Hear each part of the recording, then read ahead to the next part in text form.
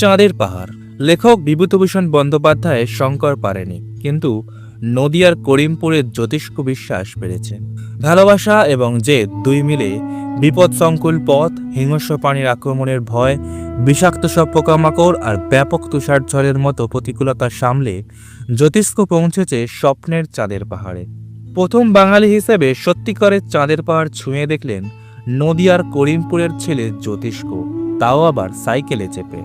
যদিও সাইকেলে পাহাড় অভিযানের নজিরও নতুন নয়, এর আগেও বাঙালি পর্যটকেরা সাইকেলে চেপে অভিযানে গিয়েছেন, কিন্তু জ্যোতিষ্কের এই অভিযানের সাফল্য আরও একবার বাঙালি পাঠককে চাঁদের পাহাড় উপন্যাস এবং শঙ্করের কথা মনে করিয়ে দিল।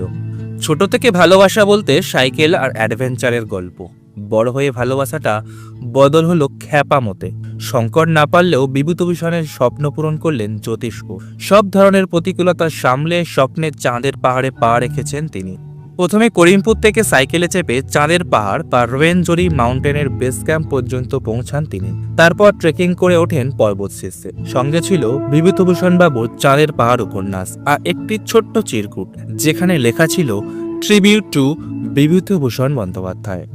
জ্যোতিষ্ক যখন উগান্ডায় ছিলেন, সেখানকার একটি দৃশ্য ভিডিওর মাধ্যমে তুলে ধরেছিলেন। ওই ভিডিওতে জ্যোতিষ্ককে বলতে শোনা যায়, বিভূতিবাবু, আমি রয়েছি আপনার স্বপ্ন পূরণের জন্য। কথা রেখেছেন জ্যোতিষ্ক।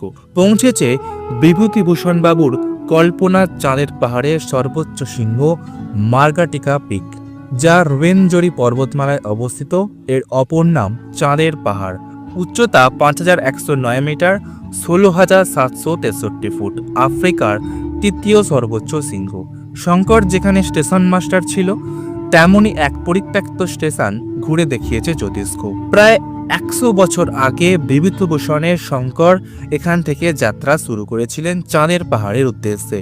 ঠিক তার 1 শতাব্দ পরে বাংলার এ যুগের শঙ্কর, আমাদের জ্যোতিষ্ক, সাইকেলে যাত্রা শুরু করে চাঁদের পাহাড়ে পৌঁছে যায়। জ্যোতিষ্কের জন্য আমাদের তরফ থেকে অনেক শুভেচ্ছা ও শুভকামনা রইল।